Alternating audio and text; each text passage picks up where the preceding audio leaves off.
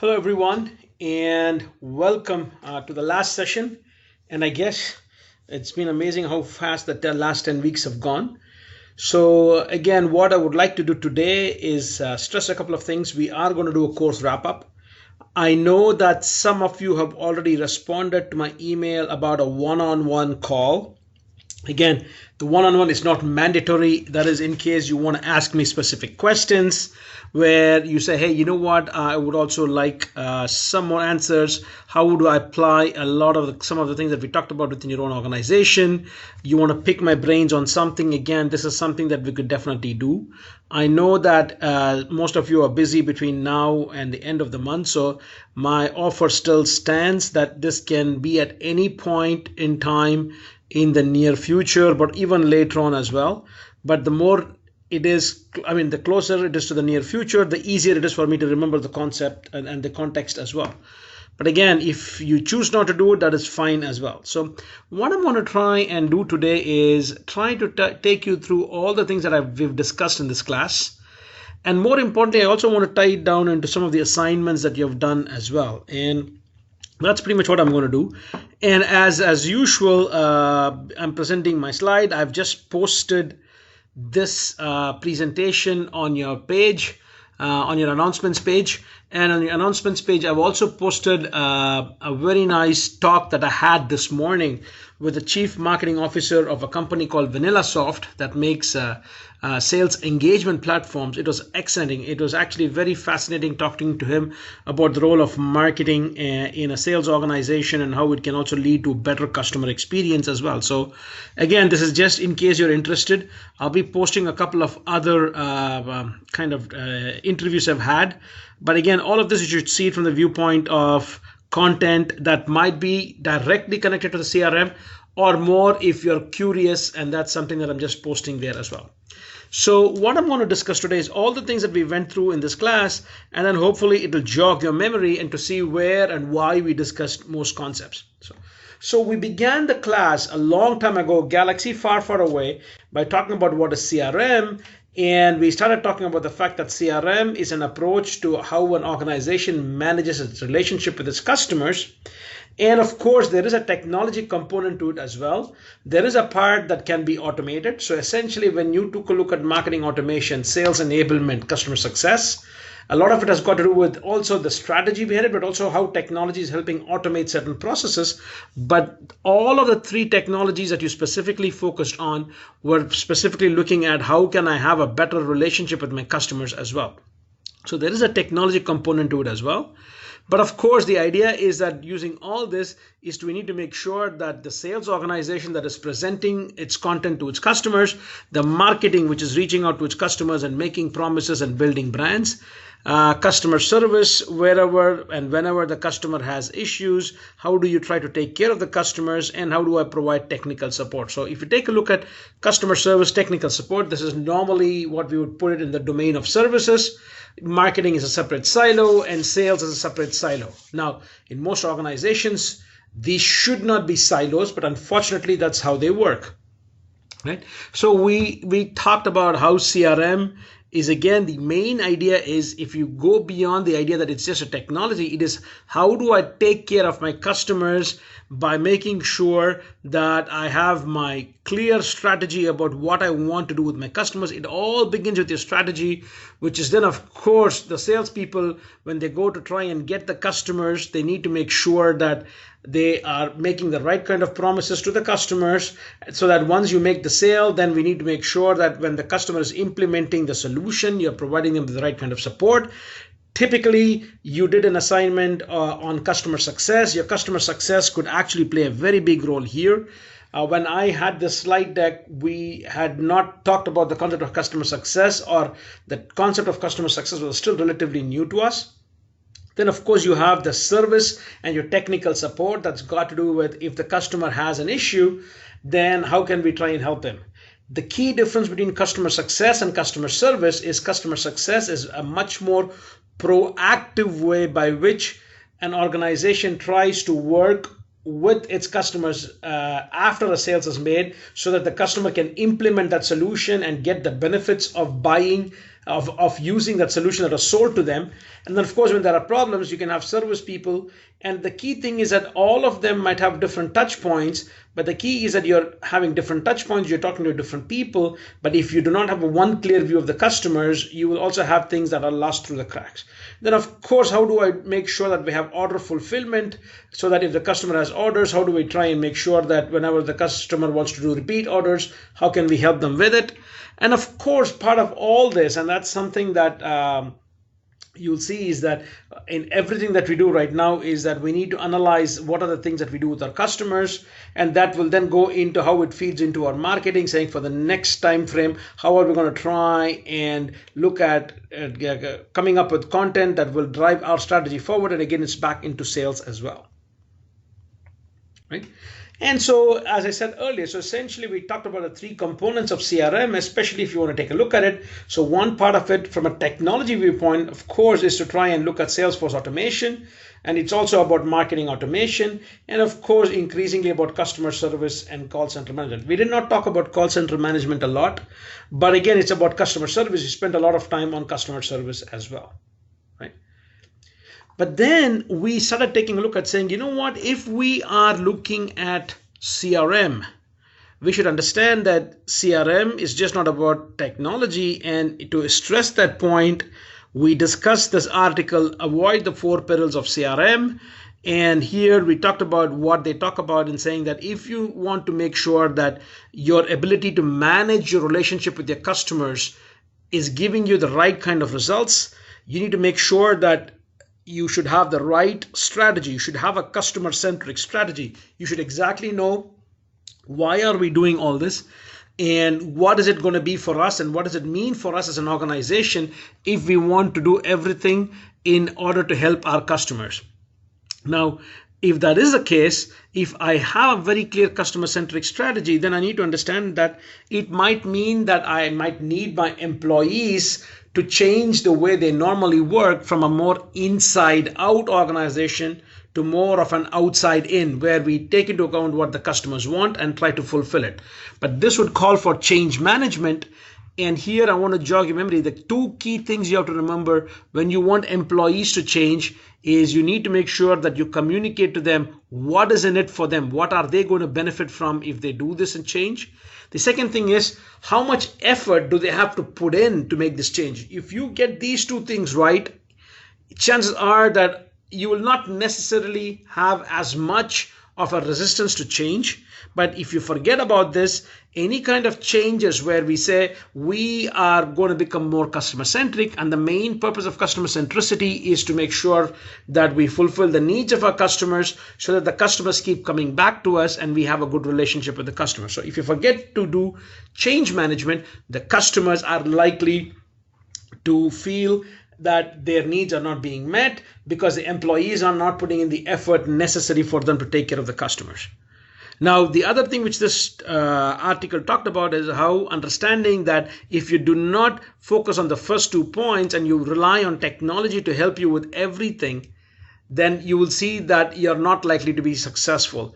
Hopefully, when you did the 3 assignments on sales enablement, inbound marketing, as well as customer success, you will see that almost all of them, one of the building blocks for each one of them is the ability of them to have a kind of link to the strategy of what an organization wants to achieve with its customers as well.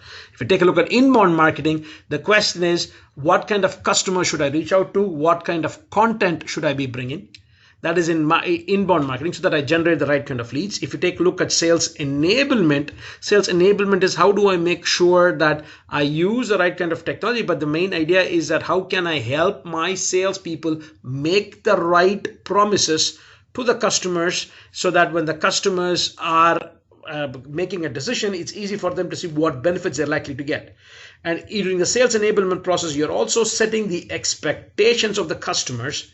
And your customer success team later on should have a very clear idea about what is it that we have promised to the customer and why is it important for us to make sure that the customer is successful, so that when the customer is successful, they're likely to work with us because they're going to be satisfied. So one of the biggest issues is that technology is going to help you do that, but the strategy part of it is very, very critical to understand why are we doing all this. And then, of course, once you do all this, the key, which is becoming more and more important, is that the more we start relying on technology to help us with all this, the question is, are we going to use this to actually make the life of the customer better, or are we going to kind of stalk the customer and send them, bombard them with spam emails and call them all the time, doing robot calls and everything else? And that is not the main purpose, because if you use technology but you don't have a very clear idea about how to reach out to your customers, chances are that your technology is right, your strategy is right, but your execution could go wrong because you're not necessarily understanding that the purpose of doing all this is to make the life of the customer better, right? So if that is the case, one of the key points here in the previous slide was having a very clear strategy.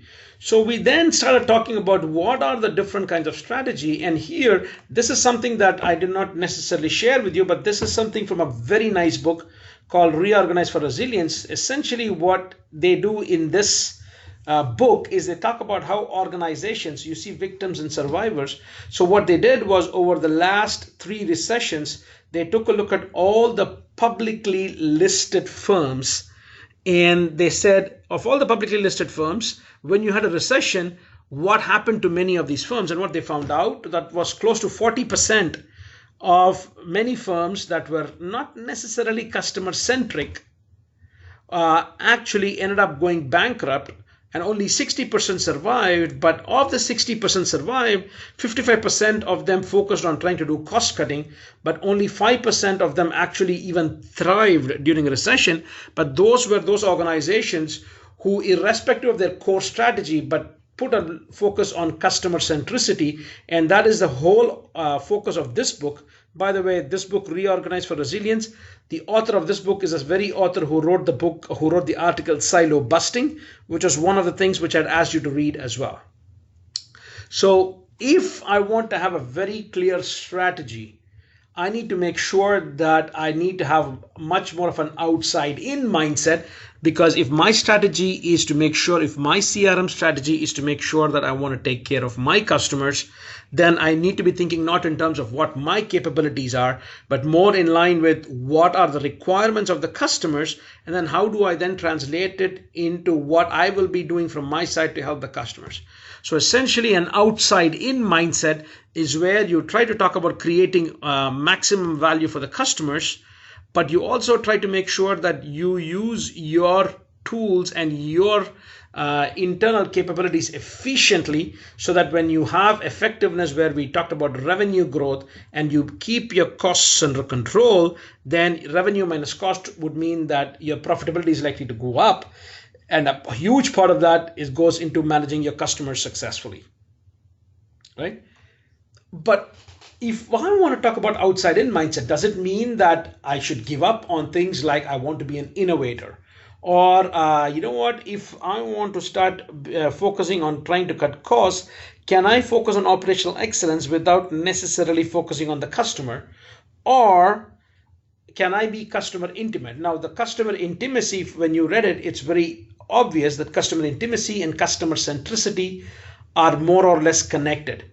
Now, let me ask you this. Can a product leader also be customer centric? We discussed this, and I just want one of you to try and unmute yourself and say, how can a product leader be customer centric?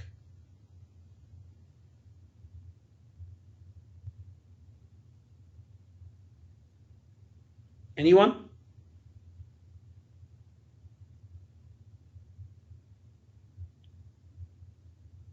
All right. No one? Maybe, and I'm again just relating it, this is McKenna, I'm relating it to hotels. Mm-hmm.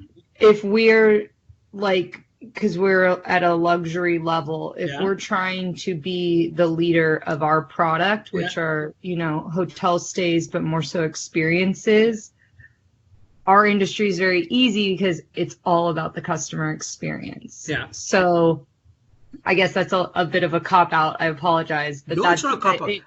It seems directly related. No.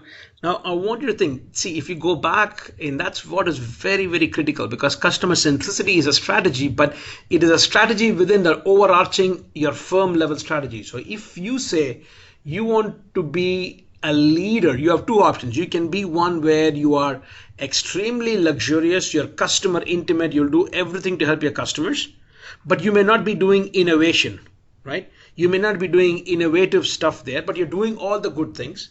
But that is okay for different types of customers. So it is not a cop-out, but I want you to think along the lines of, I want to be a product leader. I want to be known in the market as a hotel chain that pushes boundaries. But a hotel chain is not going to be successful if it does not have customers. So which means that I can be a product leader, but the kind of problems that I solve are those kind of customers, are those kind of problems that a customer might not even realize that they have today, but I have to work on making sure that I am seen as a leader in that. I gave the example of Philips, not in the hotel industry, about how they were known in the market for being the most innovative company, but when I'm being innovative, but if I create my innovations, not because some person in R&D wants to create a fantastic product, but more because I want to use my R&D capabilities, my resources to solve the problem of a customer and still be one step ahead of the competition in terms of my innovativeness. That is why you try to be customer centric, but at the same time, focus on product leadership. This is the article from Tracy and Wiersma that you read. Operational excellence has got to do with trying to make sure that I keep my costs low. So again, here the example of that would be IKEA. If I take a look at the number of customers who are loyal to IKEA, you'll see that a lot of times IKEA does a very good job of managing its customer relationships. But essentially in terms of the service, they are not necessarily providing exceptional service, nor are they providing products that are cutting edge. But what they're doing is they are making sure that when the customer is looking for an optimal price, that they can go to IKEA. But what is brilliant about IKEA is they try to keep their costs low by not necessarily assembling furniture. Assembling furniture would mean that there is more, you'll have to spend more time in paying people to assemble it. You will also see that if you actually have things assembled, you'll not have as much space in your warehouses or in your showrooms. So they're very, very smart in that. But what they do very well is when they tell the customer, they target the customers very well. The customers are focusing on price, but they'll clearly let educate the customers about what are the expectations the customers should have when they come to a player like IKEA. So you can be operationally excellent, you can be cost focused, but you can also serve a specific segment or group of customers who are price conscious. But when you do that, you have to be customer centric by setting the expectations of your customers right. And that is the core aspect. And essentially you need to ask yourself is, what is my core strategy? Where does the customer fit into it? Because based on my core competency and based on what I want to do with my customers, you will see specific things that you will have to try and come up with to help the customers as well. So if that is the case, does not matter whatever strategy you want to do. If you truly want to be customer centric, you have to go with what Jack Welch, the ex-CEO of General Electric, said. The winners will be those who deliver solutions from the user's point of view. Solutions here being an answer to the need of your customer. The needs can be both what the customer articulates and tells you, but the needs could also be those where the customer is not necessarily able to tell you because even they do not know that the need exists. So the more you're a product leader, the more you have to identify those needs that the customer does not even know exists. The more you're operationally efficient, the more you have to fulfill the needs that the customer knows, but you have to do it in a very cost efficient manner. The more you understand these are the needs of the customers, the customer can articulate, the more you have to make sure that unlike operational excellence, you go the other extreme by taking care of everything that the customer wants. That's customer intimacy. So you can choose to be a customer centric organization and based on that, but you will still have an overarching global strategic part of your organization, but both of them can be reconciled if you take a look at this. Is we do this irrespective of a corporate strategy from a marketing and sales perspective. If I can meet the needs of my customers, then I'll do a good job. But then that begs the question, are all customers the same? And the answer is absolutely not. And that's pretty much why when I want to start talking about customer centric, when I want to talk about delivering on promises so that my customers are happy and continue my relationships, I need to understand that different customers have different needs. Right? So which means that if I want to start talking about creating those customers who are satisfied and come back and work with us more, if I need to make sure that I have to deliver solutions, these solutions is about value. But value, when we talked about in this class, we talked about value for the customer and value of the customer. We said it has to be a balancing act. The value for the customer is what value the customer gets.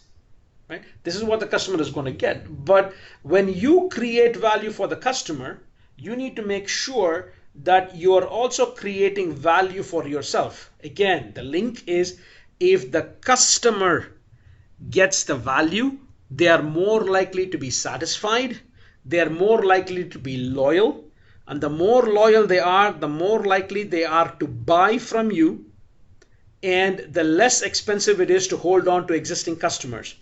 Hopefully when I show this, you can see the link, and when you did the service profit chain, the last assignment that you did is the link between creating value for the customer, that is the service value part for the customer.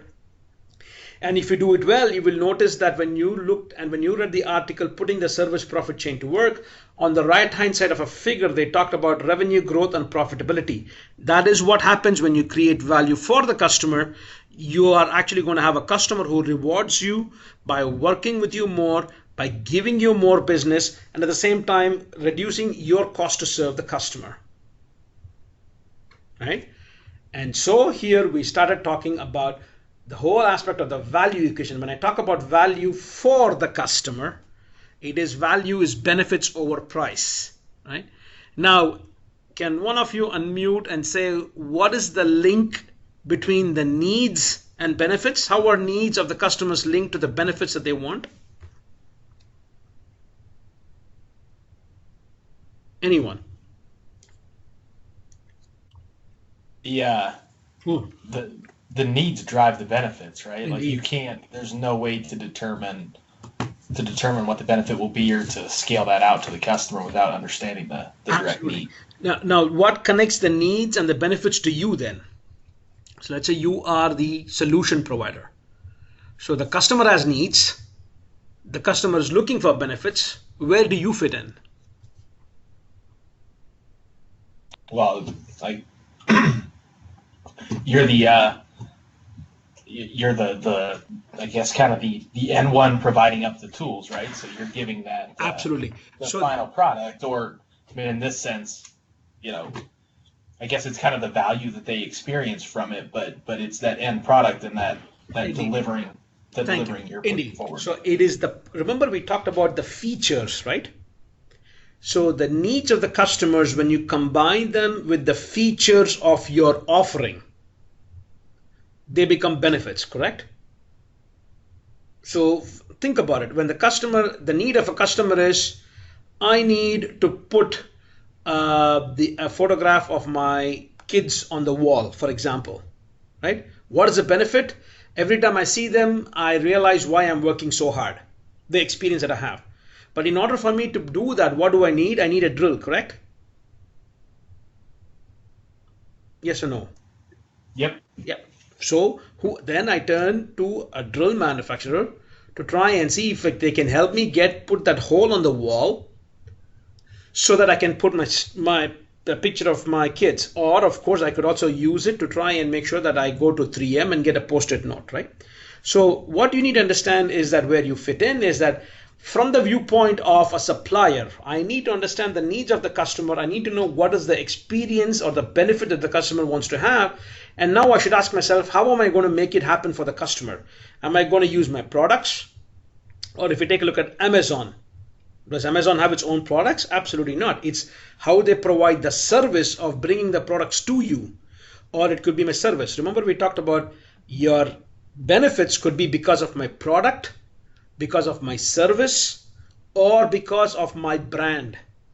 So essentially that's what it is. So first of all, when you take a look at this equation, you need to understand is benefits is equal to the needs of the customers plus the features of your offering. But your offering is not just about your product, it's also about value-added services and also about the value that your brand brings. And branding is extremely critical because it is risk mitigation. Every time the customer needs to work with you, they are probably thinking, am I taking a risk by working with this particular supplier?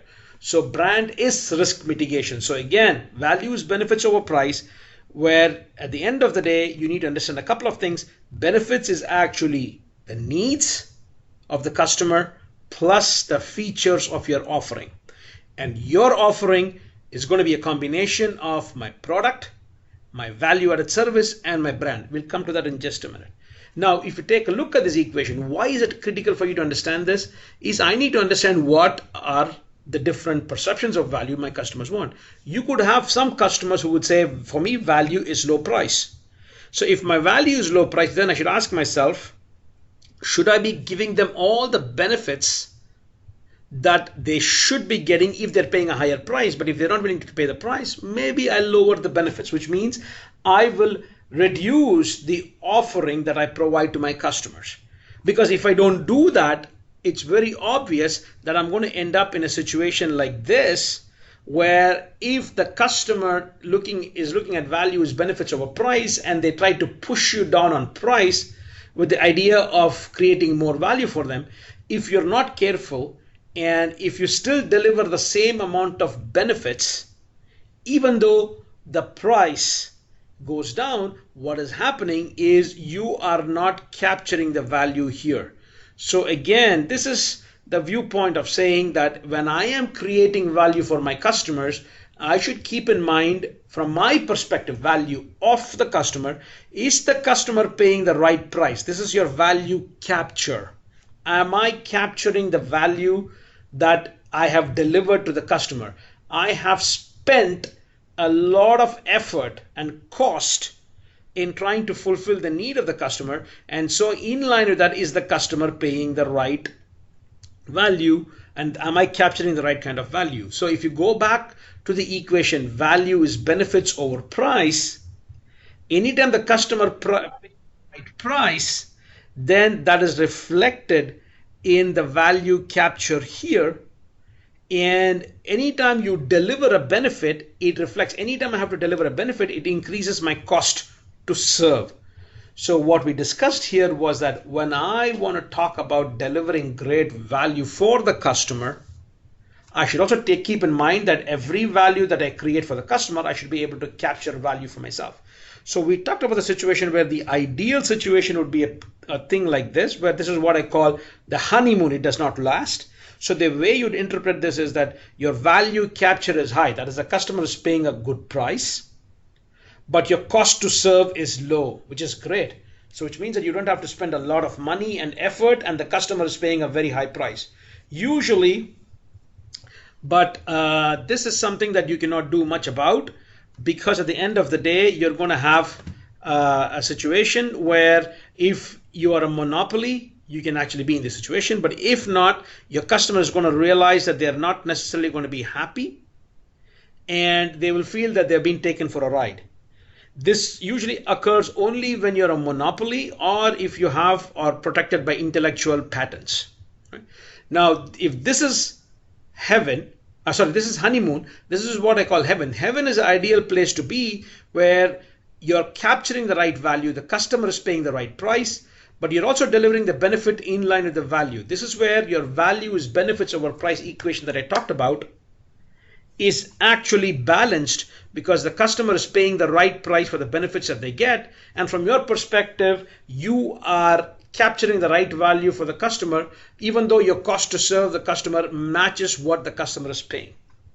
Where you do not want to be is, this is what we call hell, where your cost to serve, you deliver more benefits to the customer, but the customer pays a low price. This is what I call hell, and this is what we call whole. Whole is pretty much where we need to start asking ourselves, the customer is not paying a high price, but neither are we spending a lot of money in taking care of the customer. Then of course the question becomes, what are we going to do with these customers? Now, from a CRM perspective, from managing your customer relationships, this has huge implications also for how you allocate your resources to take care of your customers. You want to make sure that your best products and your best services and your best salespeople are focusing on those groups of customers who are here. And when you take a look at those customers here, it's in your best interest to either say, we are not going to focus on these customers. That is where I call them the hell. And if I'm taking a look at whole, again, that's a question where you have to ask yourself, should we serve these customers or not? So essentially, the whole aspect of doing all this is we have to be customer centric. And again, customer centricity means that we have to create value for the customer, but we should also create value for ourselves. Let me pause here for a minute. I know we just have Brock and Andrea. Any questions so far? Doing good. Yeah, it's doing good. And Andrea, you okay as well? Yes. Can you hear me okay? Yeah. Are you driving? Okay. Yeah, we're on 65 just outside of Louisville. All right. Sorry that I'm making your family listen to me talk. Hopefully you have your headphones, huh? I do. On, yep. Yeah, perfect. All right, let me proceed. Okay. Good. All right. So now we started talking. So essentially, if we say is the concept of customer centricity is we said we have to deliver solutions from the user's point of view. That's great. That's probably being customer centric, right? And we have to deliver the value to the customers in such a way that we create value for ourselves. Now, when we do that, chances are your customers are going to be happy, you're going to have loyal customers, and you're going to have a great customer relationship. So we said, if that is the case, when we talk about solutions, do all customers want the same kind of solutions? And the answer is no. Different groups of customers have different needs. So which means that who are those customers and what are their needs and how are we going to try and fulfill them? So that's what we need to talk about here, right? So the who part of it was segmentation. So here, I'm not going to spend too much time on this. Essentially what we said was we first of all need to start segmenting our customers so that if we can identify that different groups of customers have different needs, then our solutions would also be different. And if my solutions are different, I'm going to be able to allocate different resources to the customer so that all the customer segments that we're dealing with are likely to be satisfied. And if they're satisfied, they're likely to come back to us as well. So segmentation was a concept that we discussed in this class, right? And how would we go about what are the different ways by which we can segment? And we talked about three particular ways. We can segment our customers based on the profile. Profile is based on things like industry, location, and everything else. Behavior is how does the customer behave with us? Are they loyal to us? Are they loyal to the competition? Is the customer in a growing market? Yes or no? Is it projected to grow in the next 2 to 3 years? And essentially all of that is the behaviors of the customers. And the last one, which is the most difficult way to segment it, is segmenting based on the needs of the customers. And essentially, while we say that the ideal way to segment your market would be based on the needs, right? Because if I have to provide solutions, I have to fulfill the needs of the customers. But what you see is what is difficult in many cases, that needs-based segmentation takes away the fact that you might need to go talk to a customer who might be asking you for profile specific expertise. So for example, you go talk to a customer, you're able to fulfill the need, and then the customer comes back to you and says, all of this is great, but do you have any experience in my industry?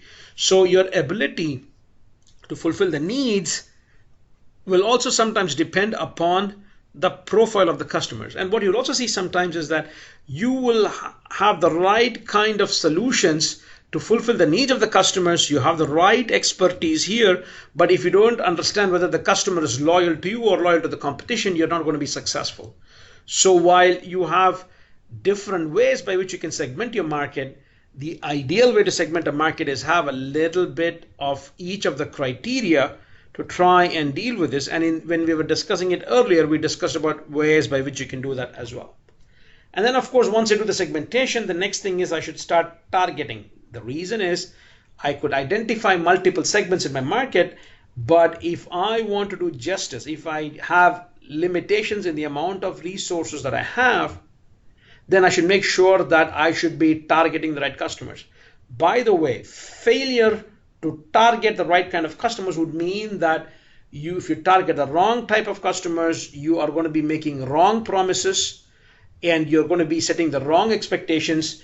And if you do not have the capabilities to match those, chances are that you're going to have the customers very, very dissatisfied, which again defeats the purpose of customer relationship management. So again, you have to understand, link it from the viewpoint of why targeting is critical, because you have to ask yourself that if it's a right target, do we know that target? Do we have the resources to fulfill the needs of the customers in those targeted segments? So again, this is one way by which you can take a look at targeting your market. So again, we can take a look at market attractiveness. Is the market or the segment attractive? And what is our competitive position? So are we in a strong position or are we in a weak position? With the idea being that more attractive the market or the segment, the stronger your competitive position, which means that you have a much higher chance of winning in that particular thing. But it also means that you're ideally positioned to fulfill the needs of the customers, and you're more likely to be successful in your customer relationship efforts as well, right? And then, of course, we talked about the Cana model. Again, the Cana model came not only when we talked about the needs of the customers, but we also discussed the Cana model when we talked about the services part as well. Again, the Cana model identifies three kinds of needs. There are basic needs, performance needs, and excitement needs. Basic needs are needs that the customer will not tell you. They will not tell you because they expect you to know about it. If you fulfill the needs, the customers will say, so what? That's what I'm paying you for. Not fulfilling the needs, the customers will be unhappy. Again, your customer relationship will fail if you're not fulfilling those needs. This is what we call must-have needs. Then we have our performance needs, and the performance needs are needs that the customers will tell you. And if you fulfill those needs, the customers will be satisfied. Not fulfilling the needs, the customers will be dissatisfied. This is what we call the need to have. And then the last one is the excitement needs. These are needs that the customer does not even know exists. And if you fulfill them, the customers are delighted. Not fulfilling them, well, the customer does not even know that the need exists. So what we have here is three different kind of needs. And essentially what we have to understand is that if I want to have a good relationship with my customers and I have to prioritize on what needs I fulfill, I have to fulfill the must-haves and the need to haves. That is, I have to fulfill the basic needs and the performance needs. And then, of course, if I do this, then I can start talking about fulfilling the excitement needs, or what I call nice to have. Again, from a viewpoint of managing your relationship with the customers, the more I understand what are the needs of the customers here, the better I fulfill them, the more likelihood the customers are going to be satisfied as well. So not only should I segment and target my markets, within the targeted segments, I should then identify what are the critical needs or the non-critical needs of the customers. And then, of course, if I do all this, how do I now go about selling those solutions, and how do I package my solutions to the customers so that the customers are going to be satisfied? And so here we talked about what is going to be my offering, what is going to be my go-to market strategy. By the way, when I talk about go-to market strategy here, I'm not talking from a sales management perspective, but I'm talking more from the viewpoint of what kind of technologies can I use to help my salespeople sell better. But of course, I need to know what I'm selling here, of course. And then, of course, we talk about, we do all this, but we still have to deliver on our promises to the customers. So if you take a look at the customer offering, right? And if you say, what do I mean by a customer offering? And this is pretty much what we talked about earlier, is the way I fulfill the need of my customer is either because of my product, my service, or my brand. Or if I keep saying or, but essentially what I'm trying to say is it's a product and service and brand.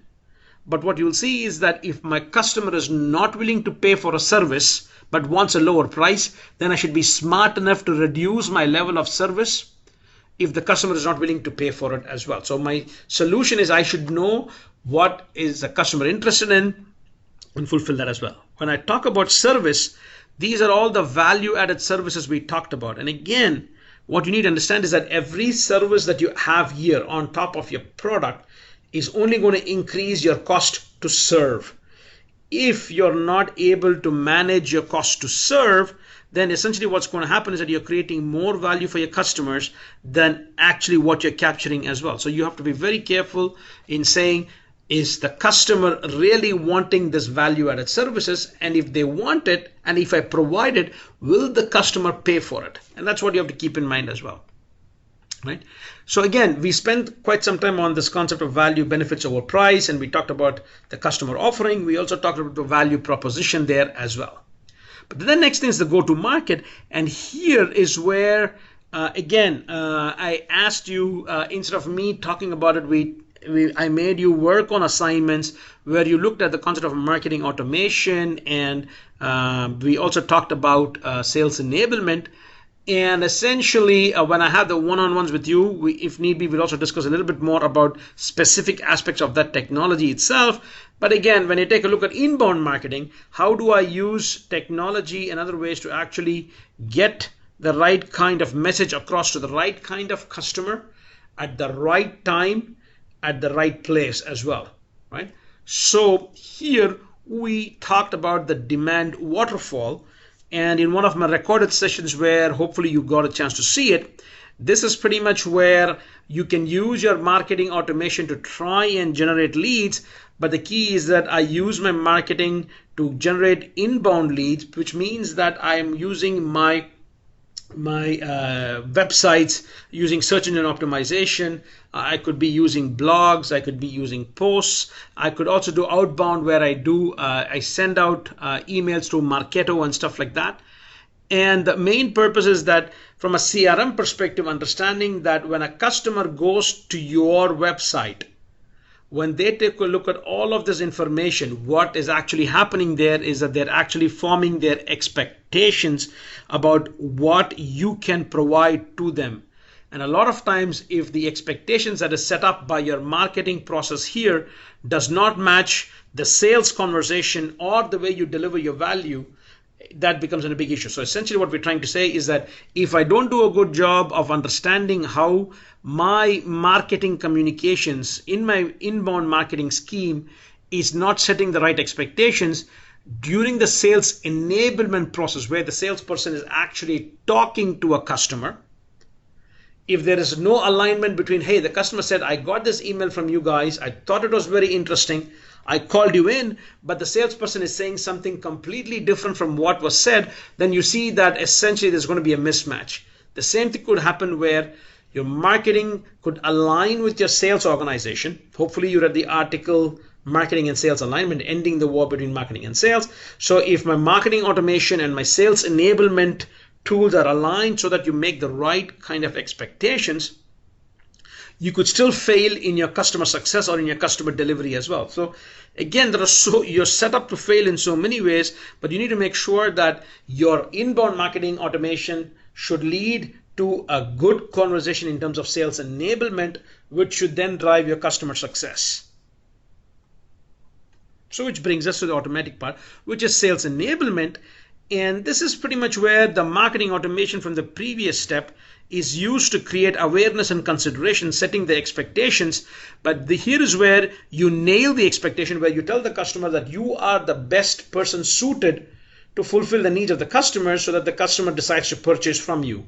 So we talked about sales enablement, following up on marketing automation. So you should make the link between the assignment you did on marketing automation from a CRM perspective is about setting the right kind of expectations. And then the sales enablement then is that continuing that when the customer is finally making a decision to purchase from you, how do you try to make sure that you kind of have the coherent message that is there when the customer is looking for information at the same time when they're interacting with the salesperson as well. And so essentially from that viewpoint, what does sales enablement mean is that we have to make sure that we can use sales enablement for some or all of these different processes, all the way from training your salespeople, providing them with the right tools so that when they go talk to a customer, they can customize it to the needs of the customers. Sales onboarding. This is very interesting. Sales onboarding is increasingly used in sales enablement as well. It is to make sure that your salespeople that you bring in new to your organization very quickly understand what they're selling, how they're creating value to your customers, and once they hit the ground running, that they're making the right promises to the customers. if you don't spend time using a sales enablement to onboard your employees who are not onboarded well might actually end up making the wrong kind of promises to the customers, thereby leading to increased expectations and your inability after that to deliver on that. Or it could lead to a loss in sale because your employees are not necessarily truly creating value for the customers as well. Again, there are other things that happens here as well, but that's something that you need to be aware of and see where it links in. And we talk a lot more about where sales enablement is moving towards the future as well. And then we finally got to the last point, which is, hey, if I want to start talking about solutions, again, solutions is an answer to the need of a customer. If I fulfill it, then my customers are going to be happy and they're going to come back to us. So which means that up to the point where from a go-to-market strategy, I look at ways by which I communicate to the customers and convince the customer to buy from us. The next part, of course, is how do I deliver my value as well. So you will see that initially when we began, we talked about customer relationship management consisting of Salesforce automation, marketing automation, and customer service. So the go-to-market strategy talked about marketing automation and looking at sales enablement. And now we have to make sure that we are set up to deliver on the promises. And so we started talking about service delivery in the last two classes, where we said services are deeds, processes, and performance. We said deeds are actions that we take to fulfill the needs of the customers. And then we said if the needs of the customers, we already discussed that the customer could have basic performance and excitement. Again, the key thing for you to remember is that if I want to fulfill the needs of the customers and keep the customers happy, I need to fulfill the basic and performance needs first before I start looking at excitement as well. Then we said, well, if that is the case, we also need to make sure that we align our processes to the processes of the customer. And to illustrate the processes of a customer, here's an example that we discussed, and we discussed this as the customer workflow or the customer journey. And I gave the example of an automotive company here, BMW, trying to go through its production process and how a supplier tries to identify value that they bring to the customer's process by trying to identify the needs of the customers in every step along the way. If you do something like this, you're also on the path towards what you might have heard of, which is actually design thinking as well. So here is design thinking, where you try to identify the needs of the customers along the process. You try to fulfill the needs of the customers. And again, remember, we talked about the prioritization, which needs are more important. So you need to make sure that you take care of the basic and performance needs first. And once I know how the customer's process looks like, once I know what are the specific needs of the customers, then I can develop my service blueprinting, which is the theory, but this is what we said. So this is the customer process on top. I showed you an example. And these are our internal processes. And here is where, in terms of CRM, you might realize is that even if in any step along the way, you miss the opportunity to fulfill the needs of the customers, these are things that can slip through the cracks. And what you will see is that when the customer is interacting with you, they're only coming in contact with somebody in marketing, maybe sales, maybe customer service. But in order to fulfill the needs of the customers in every step, you have all the other internal functions, which again is unfortunate. But in terms of service delivery, in terms of keeping the promises, that you need these people also to deliver, to make sure that these people then can provide the right kind of value. So you see there are many things that could happen. And so which means that if I do not do my processes and align my processes, it could lead to my issues with performance. And we kind of concluded the last class by talking about the gaps model of service quality, where we said, well, you know what? Again, when we come in, when my marketing and salespeople go out there and communicate to the customer starts forming expectations. When the customer starts forming expectations and they find out that when they actually get the solution does not necessarily match the expectation, then the customer is going to have a big gap, which means the customer is going to be unhappy. And if the customer is unhappy, then make a link to the service profit chain. They are not going to see the value. And if they're not going to see the value, they are not going to continue working with you, which means that your revenue is not going to grow and your profitability is going to go down. On the other hand, if we do a fantastic job of communicating, that is, if you're, this is gap, one of the gaps, if I communicate the right value to my customers and what they should be expecting, and I structure the rest of my organization and my processes so that I'm able to deliver the value that the customer expects in line with the expectation, that is, your customer gap is 0, then I am delivering true value. And when that happens, the customer is more likely to be satisfied. The more satisfied they are, the more profitable the customers are going to be. And in order to identify this, and we ought to have to understand, is that we have to close, if I have to close the customer gap here, that is to make sure that the customer's expectation matches what they get, I have to make sure that I have to close each one of the gaps systematically. I have to make sure that my gap 1 is 0. I have to make sure that I exactly understand what are the needs of the customers. If I exactly understand what the needs of the customers are, then I then have to communicate that to the people within my organization who have to now take those needs of the customers and then come up with the right kind of solution or offerings that they then pass it on to the service people who then deliver that value to the customers. And when I am creating the right kind of solution based on my understanding of the needs, I should also make sure that I communicate the right expectations to the customer. And doing this is going to lead to a more happy and satisfied customer. That is going to lead to customers who come back, who say positive things, which means that your net promoter score, one of the articles that you read earlier, is going to be high. And when your net promoter score becomes high, chances are that the customers are going to be more loyal and your customer relationship management initiatives are going to be successful as well. So this is kind of a complete wrap up of all the things that we've discussed in this class. And let me now open the floor to questions.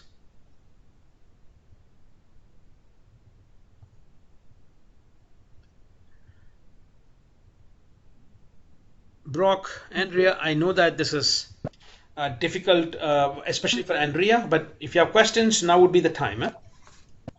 I don't have any questions. Yeah. It's been a great course, just enlightening on, it's been a long time since I've been out in sales and just getting my mind thinking about all the different products and services and all that good stuff. Yeah. Great. Again, as I said, Andrea, I've still not got any kind of, what can I say, feedback from you if you want to have a one-on-one. So if yeah, I will. Yeah, it's just been crazy travel-wise. When I was going to email you later tonight when we get to the hotel. Yeah. So, yep, I'll email you. Let me know, indeed. So essentially, as I said, there's no rush. That's my commitment to you. That's what I'm going to do. What I'm also going to do is that I'm going to take a look at all of the questions that each of you might have had in your assignments, especially with the technologies. Then I'm going to record a session and make it available to all of you as well. Okay, great. Yeah, great. So anyway, thank you so much for the class. And again, I should be finishing the grading soon, and I'll be sending that to you as well. And I will also send a link tomorrow to the recording of this session, as well as a link to evaluations of the course. If you would evaluate, that would be very kind as well. By the way, this is both for Andrea as well as for Brock, and for everybody who listens to this as well. Brock, any points from you? No, this was a good final class, right? I thought it was a really good wrap up. So yeah. I appreciate that. You did a good job of tying things together.